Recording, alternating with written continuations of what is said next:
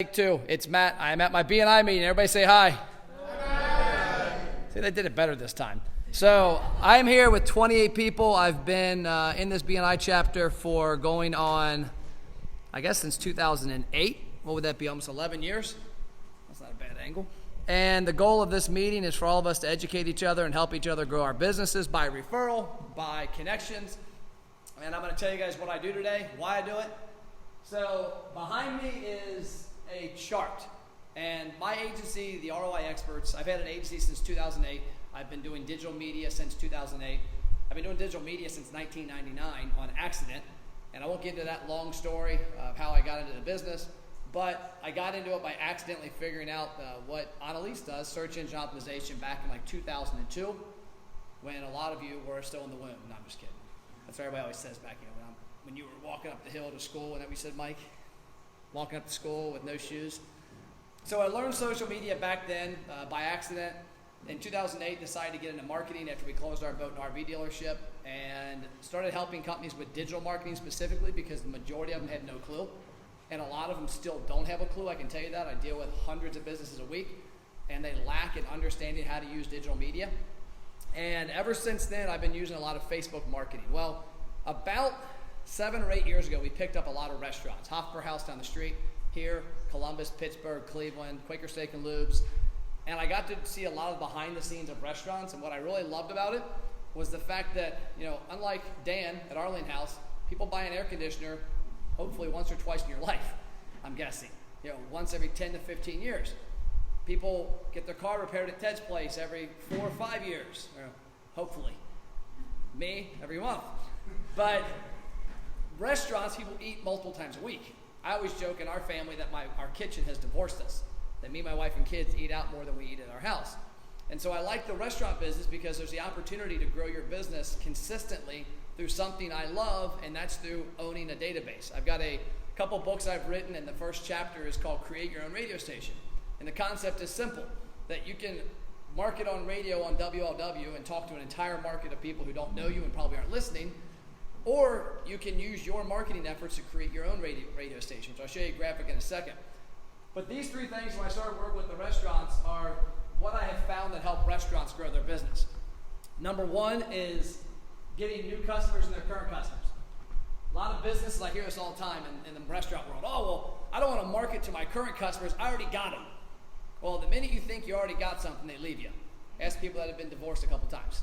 So you got to make sure you take care of the people who take care of you. Mail off. Good point. And so I'm adamant on helping businesses find new customers and then find their current customers more often. Because what happens also with digital marketing, especially Facebook, Instagram, and YouTube, the more data I give those social media networks on their current customers, it helps me find people that look like their current customers. And it's a lot easier to find people that look just like your ideal customers than it is to guess. The second part is repeat customers. I say this commonly. There's a business down the street, Walt Hitching Post, which I use as an example all the time. It's my favorite restaurant. They don't have my information to market to me. They are hoping and praying I see their marketing or come up with the idea to go to Walt's.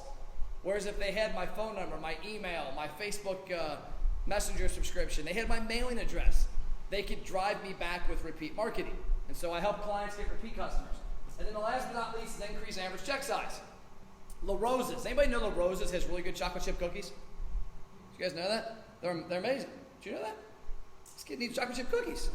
So a couple years ago, we had a promotion from La Rosa's, free chocolate chip cookies. And I'm like, I didn't know La Rosa's had them, so they gave us chocolate chip cookies. We showed up, we got them for free with our meal. We spent $30, got free cookies. Guess what you order every time now? Chocolate chip cookies. They took our average check size from $30 to $39 because they got somebody whose data they had, because La Rosa's does a great job of marketing and gathering data, and they got me to buy something I wouldn't traditionally buy. So increase average check size. So next. So the next slide is what I see as the biggest problem with marketing. Most businesses, all businesses, here's examples. Reach Magazine, Prestige, which is basically Reach's fancy way of being high-end Reach. If you are buying marketing in here, you are renting their audience. They're delivering it. And so most businesses spend their marketing dollars and their efforts to drive sales. Whenever you need an influx of sales, you go and you buy marketing and drive sales. when in fact you should be spending money to build an audience. I did an experiment last month. Myself, I practice what I preach. I spend money every month, sometimes between $10,000 to $20,000 a month, building an audience for Matt Plapp through video views, through messenger subscribers, text subscribers, email. Last month, I sent out a message to 148 people and did 28 grand in sales in one day. Didn't spend a single penny on those people. I already had their information. I already knew who they were, where they were in their business, and what their hot buttons were. So to be able to do 28 grand in sales in one day off the database I own, because I didn't rent from somebody else. I spent money to build this and drive my sales. So what we teach restaurants is use your marketing efforts to grow a database in email, text, and Facebook Messenger, so that every time you spend money on Facebook ads, you still get some exposure, you're still using their audience, but you're driving them somewhere where you can control the communication after that. Next slide. The biggest thing we help restaurants do is this journey. Month 1 is acquiring the customer's information. Month 2 and 3 is trying to get them into the restaurant after we've acquired their information. And month 4 and on is building a relationship. I always tell restaurants, it's my job to get somebody in one time. It's your job to give them a kick-ass experience. Earmuffs. There's a little kid here, by the way. Give them a great experience so that they want to come back a second and third time. And then after that, we work together to get them back more often and have meaningful conversations. I got an email the other day from Barleycorns. They sent an email to their entire database telling people they were hiring cooks. They just wasted my bandwidth. I don't care they're hiring cooks. That doesn't want me to come eat there. So you need to have audience segmentation, and that's what we do a lot of when we build relationships with people, is we find out are they married, are they single, they have kids, they have no kids, they eat lunch, they eat dinner, do they like wine, do they like beer, do they eat desserts, do they eat appetizers. So that when we send out an email, we don't send an email to 20,000 people. We send 8 emails to 1,200, 1,500, 2,000, so that the conversation resonates more. Next one. You all got an email. I want you to do this later on today, or today you can.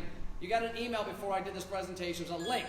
It's to a link for a Facebook post for one of our clients up in Beachmont. And that link, when you click it, it'll take you to Facebook. You'll comment on the post. You can see this post right here, 4,500 comments. Has anybody in here ever seen Facebook posts besides my examples with 4,000 comments for a one-location business?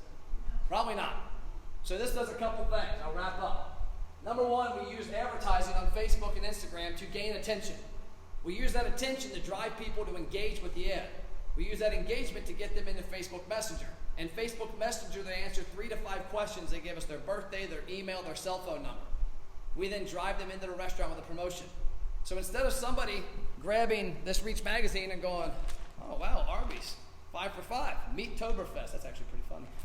Yeah. Instead of them seeing this and maybe ripping this out, we have engagement. Facebook and Instagram know that we got them to do something. And then they go, okay, well, these 5 people did this. Let's find 5 more people just like them to see if they'll do it. It optimizes your promotions. Next slide. This is the same thing. This is one of those similar posts. 6,800 comments, $6.88 acquisition cost, $141,000 annual sales. Next slide. And then this is last but not least, this is the dashboard. This is that restaurant I sent you an email for Beachmont. Their ads have had 230,000 impressions. 5,800 people have engaged in that ad. It's a one-location fast food restaurant. 4,100 of those people have become into the database, of which 45.17 have walked into the restaurant or went through the drive-thru and spent $19,360. So this client knows that every time they spend $467, they get an impression, an engagement, an email opt-in, a birthday opt-in, a cell phone opt-in, and they get somebody to walk in and spend on average $6.12. So that's what we do. We help restaurants put a tangible effort, because the big thing here isn't this 19.6 from 8,000, because that's not a great investment. If you spend $8,000 to get 19 in sales, that's not a great investment. But you spend $8,000 to get this impressions, engagements, database, and sales. Well, now our job is to find those people. You can see here 31%, this small number here, 31% of those people have come back more than once already. The goal is annual value, and this right here will drive on a low end $70,000 in sales for this fast food restaurant. So that's what I got. And if you, how can you refer me? I got 2 things up here. When you see somebody that's using direct mail, or like this, it's a great opportunity for us, because they're not gaining any data from here. They're just renting Reach's audience. When you see a place that has a punch card from the 1930s, if you see a restaurant with a DeLorean giving out punch cards, you can do this in Facebook Messenger digitally and know that Matt Plapp has the punch card. And then last but not least, if you have any industry magazines, this is Pizza Today, this is PMQ Magazine, and you know somebody that's a vendor that's in here, that's a great referral partner for me. That's all I got.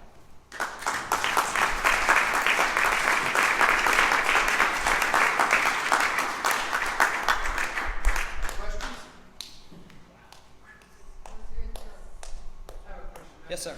You talk in here all the time about the work you do with restaurants, but then at the beginning of your presentation, you mentioned that you work with beer companies as well. I'm curious as to if you can explain to us how you work with companies other than restaurants and in what capacity. Yeah, so we have the same type of program with beer companies. We work with a company called iPort Beer Solutions. They're a nationwide beer company.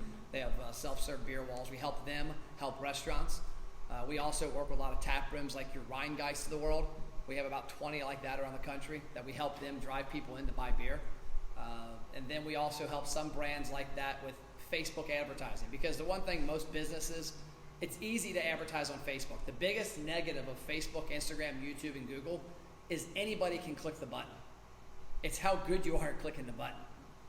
You know, Annalise does a lot of online ads. Anybody can do SEO. Anybody can write a blog post. But the difference between you being on page 10 or page 1 is her. And so with the beer ads, we do a lot of beer companies. They can market themselves on Facebook. They can click the boost post and target people who like my page. We go a lot deeper. We take an ad and we say, okay, I'm going to find these 3,162 people that are women that live in this zip code, that have kids, that are married, that have been to the restaurant and spent $10 or more in the past 2 months. Target them, and you get a much bigger impact. Yes, ma'am. Could you apply that to most businesses? It's any business. Every single business out there needs to use awareness to build a database to drive sales. I don't care if you're a Ireland tour company. I don't care if you're an auto repair company. I don't care if you're a antique mall, if you're a massage therapist, if you're a gym, if you're a yoga studio. You should be spending money to find the people who know, like, and trust you and talk to them more often. And if you do that, you'll prosper. The problem is most businesses spend money to rent an audience. When this ad works for Omaha Steaks, who's in here, or Closets by Design, when this does good, Glenn Grosser has to call them next month and say, here's $4,000 again, here's $4,000 again, here's $4,000 again. Imagine if he spent that $4,000 every other month versus every month, and in the on months he used his efforts in his ad to drive people to a place where he got their data. He could talk to them for free in the off months. See how it applies anywhere. Cool.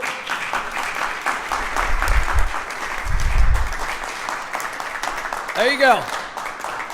So if you're a business that needs to grow your business, the number one place you should be sitting every week is a BNI room just like this. Adios.